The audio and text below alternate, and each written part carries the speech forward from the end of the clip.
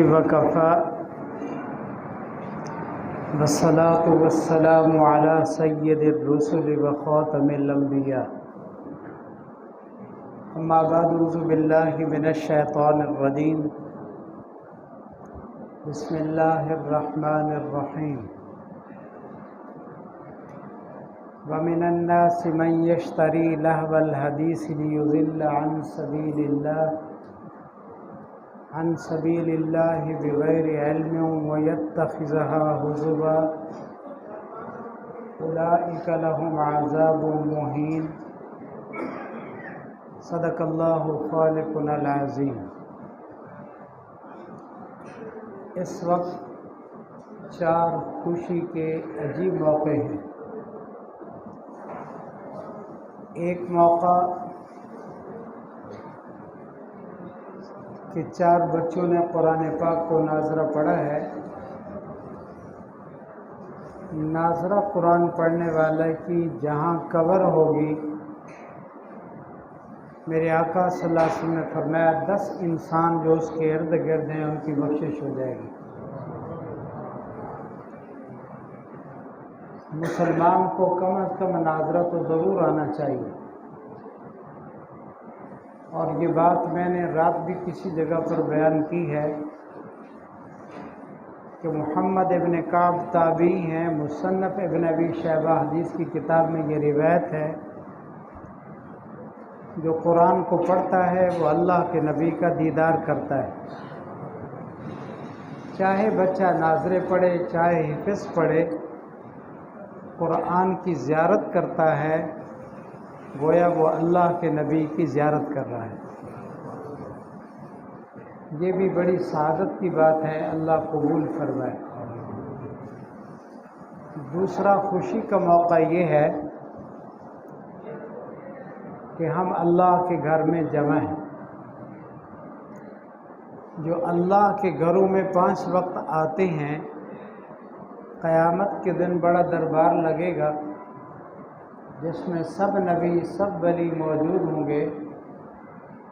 اس کو وہاں بھی آنے کی اجازت مل جائے گی، اور اگر اس چھوٹے دربار میں نہیں آتا تو قیامت کے دن جب بڑا دربار کھلے گا اس کو وہاں حاضری کا موقع نہیں ملے گا، اور اللہ فرمائیں گے یوم یکشف عن ساق وَيُدْعَوْنَ إِلَى السُّجُودِ کہ سجدہ کرو، تو یہ سجدہ کرے گا، اللہ اس کی پیٹھ کو تختے کی طرح سخت کر دے گا۔ یہ سجدہ کرنا چاہے گا لیکن الٹا گر جائے گا، سجدہ نہیں کر سکے گا۔ اللہ فرمائیں گے وَقَدْ كَانُوا يُدْعَوْنَ إِلَى السُّجُودِ وَهُمْ سَالِمُونَ تو دنیا میں ٹھیک تھا، تجھے بلاتے تھے تو آتا نہیں تھا، اور آج تو سجدہ کرنا چاہتا ہے، تجھے سجدے کی اجازت نہیں ہے۔ تو آج دوسرا خوشی کا موقع یہ ہے کہ ہم اللہ کے گھر میں جمع ہیں، اور اس پر ایک لفظ ذہن میں رکھیں، جب اللہ نے کائنات کو بنانے کا ارادہ کیا تو سب سے پہلے اپنا گھر بنوایا، اور جب پوری کائنات کو اللہ تباہ کرنے کا ارادہ فرمائیں گے تو سب سے پہلے اللہ تعالیٰ مسجدوں کو زمین سے اٹھا لیں گے۔ تو مسجدوں کی آبادی کی وجہ سے دنیا کی آبادی ہے، اور جب اللہ ناراض ہو جائیں گے مسجدیں اٹھا لی جائیں گی تو مسجدوں کا اٹھ جانا پوری کائنات کی بربادی کی نشانی ہے۔ اس لیے اپنا تعلق مسجدوں سے رکھا جائے تاکہ جنت میں یہ جانے کے بعد ہمارے حق میں سفارش کر سکیں۔ تو دوسرا خوشی کا موقع یہ ہے۔ میری بات سمجھ آ رہی ہے بھائی؟ یہ ساری ہلا دو، سمجھ آ رہی ہے؟ تیسرا خوشی کا موقع یہ ہے کہ رمضان المبارک یہ تراویح میں قرآن پاک کا ختم ہوا ہے، اور آخری پارے کی آخری آیات بھی، اور سورۃ البقرہ کا کچھ رکوع کچھ حصہ بھی پڑھا گیا ہے۔ قرآن پاک کو چاہے نماز میں ختم کیا جائے، چاہے تراویح میں ختم ہو، چاہے علیحدہ تلاوت کرنے والا تلاوت کر کر کے اس کو ختم کرے، اللہ کی طرف سے 60,000 فرشتے نازل ہوتے ہیں۔ اس وقت دعا قبول ہوتی ہے، قبولیت میں شمولیت کے لیے हमारी दुआओं पर फरिश्ते आमीन कहते हैं। तो तीसरा आज खुशी का मौका ये भी है। भाई समझ आ रही है? बस सर ज़रूर हिलाते रहो। चौथा खुशी का मौका ये है कि आज शब कदर की रात है। लोग समझते नहीं, ख्याल करते नहीं कि ये क्या रात है और इसकी क्या अज़मत है। मैं उसकी तफसील में नहीं जाता, लेकिन थोड़ी बात इस रात की अज़मत को कहने के लिए समझाता हूँ कि इस रात अल्लाह के फरिश्ते कसरत से ज़मीन पर आते हैं और इनमें वो अज़ीम फ़रिश्ता भी आता है जिसको रूहुल अमीन कहते हैं, जिब्रील अमीन जिसको कहते हैं। इस रात वो भी नाज़िल होते हैं और मेरे आका सल्लल्लाहु का इरशाद है कि जो आदमी जहाँ खड़ा हो, जहाँ बैठा हो, मर्द हो या औरत हो, जिब्रील अलैहिस्सलाम को अल्लाह का हुक्म है कि जाओ उनको मुसाफा करके आओ, सलाम करके आओ। सुभान अल्लाह ही कहो अल्लाह के बंदो। कहाँ हम जैसे बेकार और गुनाहगार मुसलमान, और कहाँ वो जिब्रील अमीन जो सब नूरियों का सरदार है, उनको भेजा जाता है कि जाओ मुसाफा करो, सलाम करो। बहुत सारी तफसीरों में ये बात मौजूद है। हमें क्या मालूम कि जिब्रील अलैहिस्सलाम हमसे मुसाफा कर रहे हैं, हमें मिल रहे हैं, क्या अलामत है, क्या निशानी है। फरमाया बड़ी निशानी वाज़े मौजूद है। अगर दुआ करते करते रोंटे खड़े हो जाएं, तिलावत करते करते आंसू बहने लग जाएं, नमाज पढ़ते पढ़ते दिल में नरमी पैदा हो जाए, इबादत करते करते तबीयत चाहती है कि कुछ और इबादत करूं, रोना, रोंटों का खड़ा हो जाना, दिल का नरम हो जाना, ये अलामत है कि इस वक्त आपके हाथ में जिब्रील अलैहिस्सलाम का हाथ है। और ये वाक़या शब कदर की रात को होता है और आज 27 की रात है, शब कदर की रात। हज़रत अब्दुल्लाह इब्न अब्बास रज़ी अल्लाह ताला ने तो अजीब दलील पेश की है कि शब कदर 27 को होती है। फरमाया इन्ना अंज़लनाहु फ़ी लैलतुल क़द्र, जो सूरत है इसमें लैलतुल क़द्र का लफ्ज़ 3 दफ़ा आया है और लैलतुल क़द्र के लफ्ज़ है 9, तो 3 9 27 बनते हैं। फरमाया इस कुरान की सूरत से और इन 3 लफ्ज़ों से भी पता चलता है कि शब कदर की रात 27 की रात है। तो आज की रात को हमने एहतमाम के साथ अपने घरों में इबादत, तिलावत, सलात तस्बीह, सलात तौबा, अल्लाह के आगे रोना और धोना, ये काम करना है। या तो रमज़ान का इंतज़ार था और अब रमज़ान इख्तिताम को पहुँचने वाला है। बहुत बदकिस्मत वो लोग हैं जो रमज़ान में अपने गुनाहों की अल्लाह से तौबा नहीं करा सके। इसलिए ये चौथा मौका कि आज शब कदर की रात है, तो ये 4 खुशी के मौके हैं। मेरी बात समझ आ रही है भाई? अब मैंने कुरान पाक की एक आयत पढ़ी है, मैं उसी पर थोड़ी सी बात करता हूँ, लेकिन सबकी तवज्जो रहे। मैंने काफ़ी गौर किया कि ख़त्म कुरान के मौके पर किस मौजू पर बात की जाए। एक तो दिल नरम होता है, दूसरा दोस्त अहबाब जमा होते हैं, और बाबरकत रातों की वजह से इंसान की तवज्जो भी होती है। तो मुख्तलिफ मस्जिदों में मुख्तलिफ मौजू पर बात होती रही है। आज मेरे दिल में ये बात बार बार अल्लाह की तरफ से डाली जा रही है कि अक्सर नौजवान, खुसूसन इस महल्ले में रहने वाले, अक्सर घरों में गाने बजाने की आवाज़, मौसीकी की आवाज़, कंजरियों की आवाज़, ढोलक की आवाज़, साज़ की आवाज़, ये कसरत से है। तो आज अल्लाह रसूल का फरमान सुना दिया जाए, शायद अल्लाह किसी को तौबा की तौफीक दे। तो इसलिए मैं कुरान की जो आयत पढ़ी है, मैं मुख्तसर उसकी तशरीह करता हूँ।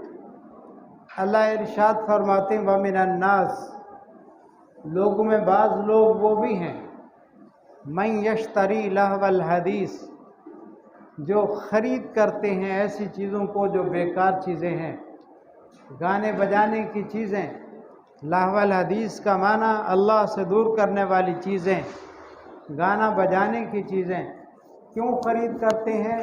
لیضل عن سبیل اللہ بغیر علم، تاکہ لوگوں کو اللہ کے راستے سے گمراہ کر دیں، دور کر دیں بغیر علم کے۔ ان کو پتہ ہی نہیں کہ گانے سے اللہ کا بندہ اللہ سے دور کیسے ہو سکتا ہے، یا تمہارے گانے سے ایمان والا کیسے پھنس سکتا ہے۔ وَيَتَّخِذَهَا هُزُوًا، اور مذاق اڑاتا ہے اللہ کے نام کا، اللہ کے دین کا، اللہ کی بات کا۔ اللہ فرماتے ہیں اولئک لہم عذاب مہین، یہ سخت توہین والا عذاب اللہ اس شخص کو دے گا۔ یہ آیت نازل تو ہوئی ہے ایک کافر کے متعلق، لیکن یہ قیامت تک کے آنے والے سب مسلمانوں کے لیے ہے۔ وہ کافر کا نام تھا نضر بن حارث۔ جب میرے آقا صلی اللہ علیہ وسلم لوگوں کو اسلام کی دعوت دیتے اور وہ دیکھتا بے ایمان کہ یہ بندہ اسلام کے قریب ہو رہا ہے، تو نضر بن حارث یہ ایران وغیرہ میں جاتا، فارس میں تجارت کے لیے جاتا، وہاں سے شہنشاہ ایرانوں کے قصے، اسفند کے قصے اور بادشاہوں کے قصے خرید کر لے آتا، اور مکہ المکرمہ میں اس بندے کے پاس جاتا جو اسلام کی طرف میل ہونے والا ہوتا۔ اس کو کہتا آؤ میں تمہیں قصے سناتا ہوں، محمد صلی اللہ علیہ وسلم وہ بھی تمہیں قوم عاد اور سمود کے قصے سناتے ہیں، میں تمہیں ایران کے بادشاہوں کے قصے سناتا ہوں۔ وہ بدبخت قصے سناتا، اور ایک عورت کنجری خوبصورت رکھی ہوئی تھی، اس کو کہتا چلو ذرا گانا سناؤ اس کو۔ وہ کنجری ڈانس کرتی، گانا سناتی، اور وہ نضر بن حارث کہتا دیکھو محمد صلی اللہ علیہ وسلم وہ تمہیں کہتے ہیں نماز پڑھ، روزہ رکھ، جان قربان کر، اور دیکھو میں کیسے مزے کی بات تمہیں بادشاہوں کے قصے بھی سناتا ہوں، شراب بھی میری چھوری مفت تمہیں پلاتی ہے، گانا بھی سناتی ہے، کیسی حسین تمہیں ڈانس بھی دکھاتی ہے، تم ہی فیصلہ کرو وہ بات اچھی ہے یا یہ بات اچھی ہے۔ یوں کر کے لوگوں کو اسلام سے دور کرتا۔ گانے سے انسان اللہ سے دور ہوتا ہے، گانا سننے سے اس کے دل میں نفاق پیدا ہوتا ہے، گانا سننے سے میرے آقا صلی اللہ علیہ وسلم نے فرمایا قیامت کے دن اللہ قاریوں کو جنت میں قرآن پڑھنے کی اجازت دے گا۔ ان قاریوں کو روحانیین کہتے ہیں۔ جو دنیا میں گانا سنتا ہے جنت کے قاریوں کو قرآن کی تلاوت نہیں سن سکے گا۔ میرے آقا نے فرمایا جو گانا سنتا ہے قیامت کے دن جہنم کی آگ میں سیسے کو پگھلا کر اس کے کانوں میں ڈال دیا جائے گا۔ اور میرے آقا صلی اللہ علیہ وسلم نے فرمایا یہ گانا زنا کا منتر ہے۔ جب انسان گانا بار بار سنے اس کا دل زنا کرنے کو چاہتا ہے، اس کا دل گناہ کرنے کو چاہتا ہے، اس کا دل اللہ کی نافرمانی کو چاہتا ہے۔ یہ زنا کا منتر ہے۔ گانا گانے سے، گانا سننے سے زنا کا راستہ تلاش کرتا ہے۔ اس بے ایمان نے قرآن کا مقابلہ کر کے کنجری لایا۔ اس وقت بھی اسلام کے دشمنوں نے ہمارے گھروں میں ٹی وی کی صورت میں، وی سی آر کی صورت میں، کیبل کی صورت میں، موبائل کی صورت میں، حرام صورتوں میں گانے کو عام کر دیا ہے۔ ایک ہمارے بہت بڑے بزرگ گزرے ہیں، انہوں نے عجیب بات کہی، فرمایا مسلمانوں کیا رونا روئیں تمہارا، گھر ہمارا ہے، پیسہ ہمارا ہے، دولت ہماری ہے، بیٹی ہماری ہے، بیوی ہماری ہے، اولاد ہماری ہے، لیکن ہمارے گھر میں پروگرام یہود کا ہے، پروگرام عیسائیوں کا ہے، پروگرام انڈیا کی کنجریوں کا ہے، گھر میرا ہے، دولت میری ہے، خریدا میں نے ہے، اولاد میری موجود ہے، لیکن اللہ کا پروگرام نہیں چلتا، نبی کا فرمان نہیں چلتا، بلکہ کنجریوں کی گانے اور کنجریوں کی آواز گھر میں چلتی ہے۔ مسلمان اس سے بڑا اللہ کا غضب کیا ہوگا؟ تو میرے آقا صلی اللہ علیہ وسلم نے فرمایا جو شخص گانا گاتا ہے یا گانا سنتا ہے اس شخص کو جنت کے قاریوں کی آواز سننی بھی نصیب نہیں ہوگی۔ اور میں ایک بات جو آخر میں سمجھانے کے لیے کہنا چاہتا ہوں، سب کی توجہ رہے نوجوانوں، ہم کیا کریں علم اللہ نے عطا جو کر دیا ہے، اگر بیان نہیں کریں گے تو قبر کے جوتے ہیں، آخرت کا عذاب ہے۔ اگر بیان کرتے ہیں تو ساتھیوں کا مزاج کے خلاف ہے بات۔ تو ایک اللہ والا کہتا ہے اگر حق بیان کرتا ہوں تو مزہ الفت کا جاتا ہے، اگر حق بات کہتا ہوں مزہ الفت کا جاتا ہے، اگر خاموش رہتا ہوں کلیجہ منہ کو آتا ہے۔ ڈر لگتا ہے کہ مسلمان کہاں چلے گئے ہیں۔ میرے آقا صلی اللہ علیہ وسلم نے، بہت توجہ میری طرف، میرے آقا صلی اللہ علیہ وسلم نے مختلف جرموں کی مختلف سزائیں بیان کی ہیں کہ اگر کوئی شخص زکوٰۃ نہیں دیتا اس کی یہ سزا ہے، اگر کوئی شخص عشر نہیں دیتا اس کی یہ سزا ہے، اگر نماز نہیں پڑھتا اس کی یہ سزا ہے، اگر حج نہیں کرتا اس کی یہ سزا ہے، اگر سچ نہیں بولتا تو یہ سزا ہے، اگر جوا کھیلتا ہے تو یہ سزا ہے، اور اگر یہ سود کھاتا ہے تو یہ سزا ہے۔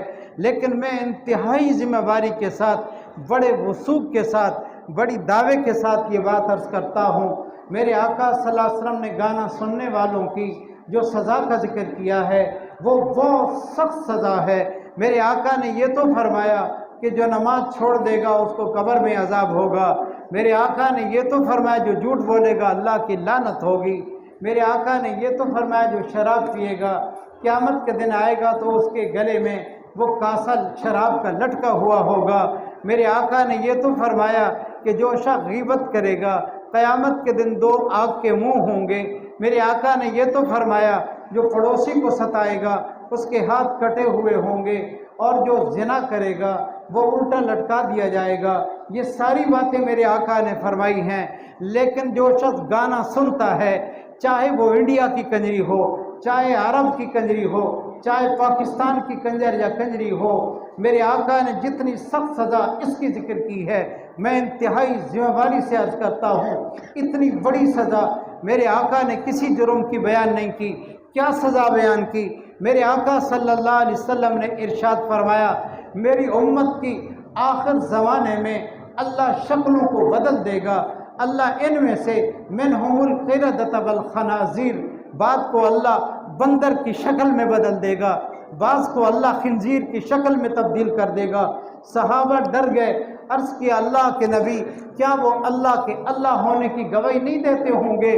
کیا آپ کے رسول ہونے کی گواہی نہیں دیتے ہوں گے کہ اللہ ان کی شکلوں کو بندر اور خنزیر کی شکل میں بدل دے گا؟ میرے آقا صلی اللہ علیہ وسلم فرمایا بے شک وہ اللہ کو اللہ کہتے ہوں گے، مجھے رسول اللہ مانتے ہوں گے، وہم یصلون، وہ نماز بھی پڑھتے ہوں گے، وہم یحجون، وہ حج بھی کرتے ہوں گے، اور وہ لوگ حج زکوٰۃ بھی دیتے ہوں گے، ویصومون، وہ روزے بھی رکھتے ہوں گے، لیکن شکلیں ان کی اللہ بدل دے گا۔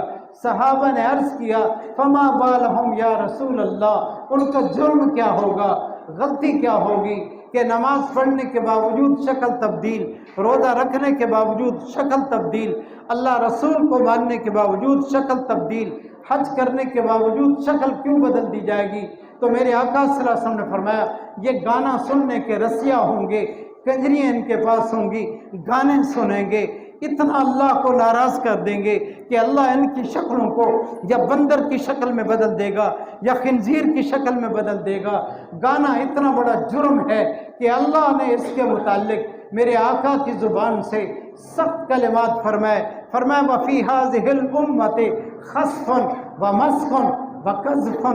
میرے آقا صلی اللہ علیہ وسلم فرمایا میری امت کا اللہ پر عذاب یہ بھی ہوگا میری امت پر کہ اللہ آسمان سے پتھر برسائے گا، اور میرے آقا نے فرمایا زندہ ان کو زمین میں غرق کر دے گا، اور میرے آقا نے فرمایا میری امت کے کچھ لوگوں کی شکلوں کو اللہ بندر اور سور کی شکل میں بدل دے گا۔ صحابہ حیران ہو کر کہنے لگے اللہ کے نبی جرم کیا ہوگا؟ فرمایا شراب پئیں گے، زنا کریں گے، کنجریاں پاس رکھیں گے، گانے سنیں گے، اللہ ناراض ہو جائے گا، ان کی شکلوں کو بندر اور خنزیر کی شکل میں بدل دے گا۔ یہ کوئی مولوی کی بات ہے؟ یہ کوئی پیر و مرشد کی بات ہے؟ 40 سے زیادہ حدیثیں ہیں میرے آقا صلی اللہ علیہ وسلم نے گانا سننے پر اتنی سخت وعید نقل کی ہے۔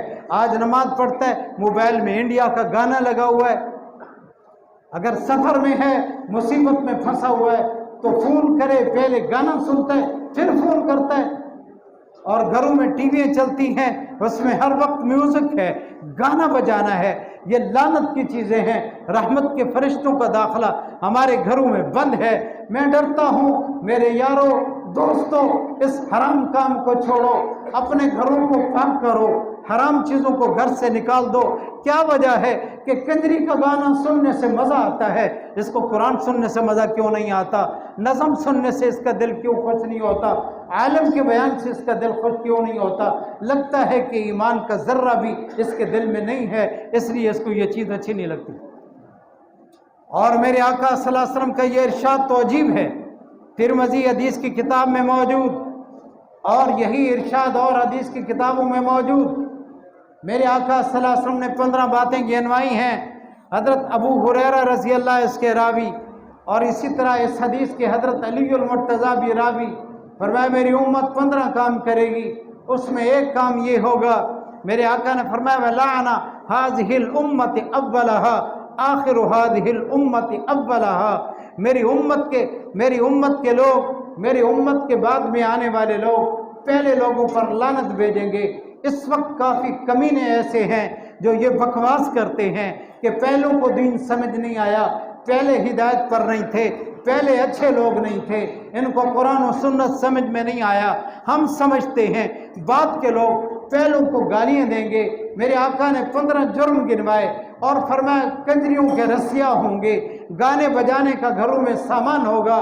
تو پھر میرے آقا نے کیا فرمایا؟ فرمایا فانتظروا عند ذالک، پھر انتظار کرو، ریحن حمرا، آسمان سے سرخ آندھی میں چلاؤں گا، اور آسمان سے پتھر برساؤں گا، زمین میں لوگوں کو غرق کر دوں گا. میرے آقا نے اللہ کی بات نقل کی اور فرمایا ان کی شکلوں کو بندر اور سور کی شکل میں بدل دوں گا. اور میرے آقا نے فرمایا جیسے تسبیح کا دھاگا ٹوٹ جائے تو سارے من کے جلدی جلدی گر جاتے ہیں، آسمان سے عذاب اس طرح مسلسل برسیں گے. اس وقت ہم سب اللہ کی عذاب کی زد میں ہیں، اللہ ہم پر ناراض ہے. زمینوں میں زلزلے بھی ہیں، انسانوں کی شکلیں بدل بھی گئی ہیں. آج بھی کوئی اللہ کا ولی ہمیں دیکھ لے وہ سمجھے گا کہ یہ انسان نہیں ہے. مولانا احمد علی لاہوری رحمۃ اللہ علیہ فرماتے ہیں میں بازار میں جا رہا تھا، ایک اللہ کا ولی مجھ کو ملا. مجھے کہا احمد علی میں انسان دیکھنے کے لیے لاہور میں ترس رہا ہوں، مجھے کوئی انسان نہیں نظر آتا. حضرت فرماتے ہیں میں نے اس بزرگ سے کہا کہ یہ سارے انسانی تو ہیں جو بازاروں میں پھر رہے ہیں، دکانیں چلا رہے ہیں، اپنے کاموں میں مشغول ہیں، آپ کیسے کہتے ہیں کہ انسان نہیں نظر آتا؟ تو تھوڑی دیر کے بعد انہوں نے میرے اوپر توجہ کی. فرمایا اب دیکھو، میں نے دیکھا تو کسی دکان پر مجھے کتا نظر آیا، کسی میں مجھے بندر نظر آیا، کسی میں مجھے خنزیر نظر آیا. میں حیران ہو گیا کہ انسانوں کے اندر کی کیفیت بدل گئی ہے. اللہ جب ناراض ہوتے ہیں تو انسان کے چہرے بھی بدل جاتے ہیں، اللہ جب ناراض ہوتے ہیں دل بھی بدل جاتے ہیں. کوئی اللہ والا دیکھے تو ہم انسانیت سے نکل چکے ہیں. اس لیے ہمیں ہر وہ جرم چھوڑ دینا چاہیے جس جرم کی بنا پر اتنی بڑی سخت سزا کا ذکر ہے، جس جرم کی بنا پر اللہ کا اس قدر غصہ ہے.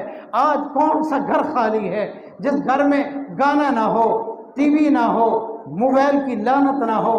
مسلمان تمہیں کیا ہو گیا ہے؟ ایک وہ وقت بھی مسلمانوں پہ گزرا ہے کہ اگر کوئی کافر نیا مسلمان آتا اور کہتا کہ میں نے فلاں مسلمان کے گھر جانا ہے، یہ سارا شہر کافروں کا ہے، مجھے اس کا گھر بتا دو، وہ کہتے چکر لگاؤ گلی میں، جہاں قرآن کی آواز آئے تو سمجھ جانا کہ یہ مسلمان کا گھر ہے. آج 1000 چکر لگائے تو کوئی عیسائی کے گھر میں بھی گانے کی آواز آتی ہے، مسلمان کے گھر سے بھی گانے کی آواز آتی ہے. سب سے بڑے رونے کی بات یہ ہے کہ ہم گناہ کرتے ہیں. میں بھی گناہ گار ہوں، آپ بھی گناہ گار ہیں، حاجی نمازی بھی گناہ گار ہیں، لیکن گناہ کو گناہ نہیں سمجھتے. جو شخص گناہ کرتا ہو، گناہ کو گناہ نہ سمجھتا ہو، علماء نے لکھا ہے سب سے بڑا خطرہ یہ ہے کہ شاید مرتے ہوئے اس کو کلمہ بھی نصیب نہیں ہوگا. بابا تھوڑی دیر صبر کر، او چاچا چھوڑو نا میری بات سنو، نہیں مرتا پانی پینے سے. توجہ میری طرف، میں 2-3 منٹ میں اپنی بات کو پھر سمیٹتا ہوں، میری طرف توجہ رہے. میں نے عرض کیا کہ دنیا میں جرم بڑے ہیں، لیکن میرے آقا نے گانے پر اتنی بڑی سزا کا ذکر کیا، تو اس سے سمجھ لو نا کہ میرے آقا کو اس چیز سے تکلیف کتنی۔ ایک دفعہ حضور صلی اللہ علیہ وسلم جا رہے تھے، بانسری کی آواز آئی تو میرے آقا نے اپنے کانوں میں انگلیاں دے دی۔ جس راستے پر جا رہے تھے راستہ بھی چھوڑ دیا۔ حضرت عبداللہ ابن عمر ساتھ تھے، انہوں نے بھی ایک دفعہ بانسری کی آواز سنی تو کانوں میں انگلیاں دے دی اور راستہ بھی چھوڑ دیا، اور اپنے بیٹے سے فرمایا میں اسی طرح رسول اللہ صلی اللہ علیہ وسلم کے ساتھ سفر میں تھا تو میرے آقا نے اپنے کانوں میں انگلیاں بھی دے دی ہیں اور میرے آقا نے راستہ بھی چھوڑ دیا ہے۔ جس آواز کو نبی سننا پسند نہیں کرتا، آج مسلمان شادی میں اسی سے اپنی رونق سمجھتا ہے، اپنی تقریب میں اس آواز سے رونق سمجھتا ہے۔ پتہ ہے میرے آقا نے کیا فرمایا؟ فرمایا انما بعثت بکسر المزامیر، مجھے میرے اللہ نے بھیجا اس لیے ہے میں ہر گانے بجانے کی چیز کو توڑ دوں۔ اس لیے علماء نے لکھا ہے مزاحیہ پروگرام، ناول اور دف، ڈھول، تماشا، بانسری، گانا، یہ سب کی سب چیزیں یہ اسلام کے خلاف ہیں، اور میرے آقا صلی اللہ علیہ وسلم نے سب چیزوں کو مٹانے کے لیے آئے۔ تو جو ان چیزوں کا انتظام کرتا ہے اس کا معنی نبی کا مقابلہ کرتا ہے۔ نبی ایک چیز کو توڑنا چاہتے ہیں، یہ اس چیز کو گھر میں لانا چاہتا ہے، نبی اس کو ویران کرنا چاہتے ہیں، یہ اس کو آباد کرتا ہے۔ آج کتنے لوگوں کے گھروں میں لاکھوں روپے کا اس طرح کا حرام سامان موجود ہے جس نے اپنے پیسوں کو برباد کر دیے۔ اس لیے میں آپ سب سے درخواست کرتا ہوں کہ کہیں ہمارے شہر سے ہی شکلوں کے بدلنے کا آغاز نہ ہو جائے، اللہ سے ڈرنا چاہیے۔ اور ایک بیماری نکلی ہے جس کا نام ہے ہاگ وائرس، وہ دنیا کے بہت سارے ملکوں میں آ چکی ہے، اور اس میں ناک لمبا ہو جاتا ہے، منہ اس کا چمڑا سخت ہو جاتا ہے، ڈاکٹر خوف کی بنا پر اس کو ہاتھ نہیں لگاتے، اس کی شکل ناک کے لمبے ہو جانے کی وجہ سے خنزیر کی شکل لگتا ہے۔ جو اللہ شکلوں کو بنا سکتا ہے وہ اللہ شکلوں کو بگاڑ بھی سکتا ہے۔ جو اللہ آنکھیں دے سکتا ہے وہ اللہ آنکھیں چھین بھی سکتا ہے۔ جو اللہ ناک اور منہ دے سکتا ہے اس کی شکل کو وہ بدل بھی سکتا ہے۔ اور قرآن میں تو عجیب لفظ ہے، حضرت عبداللہ ابن عباس فرماتے ہیں، اللہ فرماتے ہیں یا ایھا الانسان ما غرک بربک الکریم الذی خلقک فسواک فعدلک فی ای صورت ما شاء رکبک۔ اے انسان تجھے کیا ہو گیا ہے؟ جس اللہ نے تجھ کو پیدا کیا ہے، خوبصورت تجھے شکل دی ہے، کتنا تجھ کو حسین بنایا ہے۔ حضرت عبداللہ ابن عباس اس قرآن کی آیت کی تفسیر میں فرماتے ہیں اے انسان اللہ شکوہ کرتا ہے تجھے کیا ہو گیا ہے، تجھے حسین بنایا ہے، تجھے کتا نہیں بنایا، تجھے بندر نہیں بنایا، تجھے خنزیر نہیں بنایا، انسان تجھے کیا ہو گیا، اتنے بڑے کو تو کیوں بھول گیا ہے؟ اس لیے میں سب ساتھیوں سے درخواست کرتا ہوں نہ موبائل پر اپنے بچوں کو یہ موٹو شوٹو دکھاؤ، اور نہ ہی بچوں کو اس طرح کے ڈرامے دکھاؤ، نہ گھروں میں ٹی وی وغیرہ ان حرام چیزوں کو رکھو۔ قرآن کی عادت ڈالو تاکہ گھروں میں اللہ کی رحمت برسے۔ یہ کرونا کیا ہے؟ عذاب ہی تو ہے۔ اور عمران خان کیا ہے ہم پر مسلط؟ یہ عذاب ہی تو ہے۔ اور مہنگائی یہ کیا ہے؟ یہ عذاب ہی تو ہے۔ دکانوں کا بند ہونا یہ کیا ہے؟ عذاب ہی تو ہے۔ جو 1 منٹ بیوی کے پاس نہیں بیٹھتا تھا 7 مہینے بند کر کے رب نے بٹھا دیا، یہ عذاب ہی تو ہے۔ پتہ نہیں ہم عذاب کس کو سمجھتے ہیں؟ یہ عذاب نہیں ہے تو کیا ہے؟ بازاروں میں رونق ہے، مسجدیں ویران ہیں، یہ عذاب ہے، اللہ کی ناراضگی ہے۔ اس لیے ہم آج کی رات میں بھی اپنے گناہوں سے توبہ کرتا ہوں، آپ بھی سب حضرات اللہ سے ہر گناہ سے توبہ کریں اور یہ وعدہ کریں کہ میرے گھروں میں گانا اور میرے موبائل میں گانے کا چکر اور اس طرح کا میوزک میں انشاءاللہ استعمال نہیں کروں گا۔ کون وعدہ کرتا ہے؟ بولو۔ اللہ تعالی ہم سب کو ہر گناہ سے بچنے کی توفیق دے اور اس بابرکت رات کی برکات کو حاصل کرنے کی توفیق دے۔ میں ایک دعا ہے جو اس رات کو خصوصی طور پر پڑھی جاتی ہے، میرے آقا نے وہ دعا امت کو بتائی ہے، اللہم انک عفو، پڑھ لو ذرا، اللہم انک عفو کریم تحب العفو فاعف عنی۔ بڑی دعا ہے، اس میں دین اور دنیا کی دونوں باتیں ہیں۔ اپنی بیوی بچوں کو سکھاؤ، خود پڑھو، خود نہیں آتا تو مفتی صاحب سے لکھواؤ، قاری صاحب سے لکھواؤ، اس کو پڑھو۔ اس دعا میں ایک لفظ ہے انکا عفو کریم، اللہ تو کریم ہے۔ کریم کا معنی علماء نے عجیب لکھا ہے۔ حدیث میں آتا ہے ایک دیہاتی حضور کی خدمت میں آیا، میرے آقا سے پوچھا کہ قیامت کے دن ہمارا حساب کون لے گا؟ تو میرے آقا نے فرمایا حساب اللہ لے گا۔ وہ خوشی میں اچھلنے لگا۔ تو صحابہ نے کہا یہ دیوانہ ہے، یہ دیہاتی ہے، اس میں خوشی کی کیا بات ہے کہ حساب اللہ لے گا؟ یہ تو غم کی بات ہے۔ تو میرے آقا نے فرمایا کیوں ہنستا ہے، خوش کیوں ہے؟ تو اس نے کہا کریم اس کو کہتے ہیں جو مجرم کو پکڑ لے، پھر پکڑنے کے بعد سزا دینے کی پوری طاقت رکھتا ہو، سب کچھ کر سکتا ہو، لیکن اپنے کرم سے اس کو چھوڑ دے، اس کو کریم کہتے ہیں۔ سبحان اللہ۔ اور اللہ کہتا ہے ما غرک بربک الکریم، رب نے اپنے آپ کو کریم کہا ہے، اس لیے میں خوشی میں اچھل رہا ہوں۔ تو آج کی رات جو دعا پڑھنی ہے اس میں یہ لفظ ہے انکا عفو کریم تحب العفو فاعف عنی، تو کریم ہے۔ جب وہ کریم ہے تو ہمیں اس کے کرم سے فائدہ اٹھانا چاہیے۔ تو انشاءاللہ گھروں میں عبادت کے لیے جاگو گے انشاءاللہ؟ اہتمام کرو، جاگو، اور یہ جو میں نے دعا بتائی ہے مسلسل پڑھتے رہو۔ یہ کچھ میں نے ٹوٹے پھوٹے کلمات اپنے پرانے اور نئے دوستوں سے غم کی بات کی ہے، ہمیں اس سے بچنا چاہیے، اپنے گھروں کو محفوظ رکھنا چاہیے، اپنی اولاد کا تعلق مسجد اور مدرسے سے قائم رکھنا چاہیے، اپنے گھروں کو صاف رکھو، بیماریاں گھروں سے ختم ہو جائیں گی، جھگڑے ختم ہو جائیں گے، بے برکتی ختم ہو جائے گی، اولاد کی نافرمانی ختم ہو جائے گی، میاں بیوی کا لڑنا ختم ہو جائے گا۔ یہ سب برکات اللہ نصیب کرے گا اس وقت جب ہم گھروں میں فرشتوں کا داخلہ شروع کر دیں گے۔ اگر ان گناہوں سے فرشتے روک دیے گئے ہیں، گھروں میں نہیں آتے، تو گھروں میں خیر و برکت بھی نہیں ہوگی۔ اللہ میرا کہنا آپ کا سننا قبول فرمائے، مجھے آپ کو سب کو عمل کی توفیق دے۔ وآخر دعوانا الحمدللہ رب العالمین۔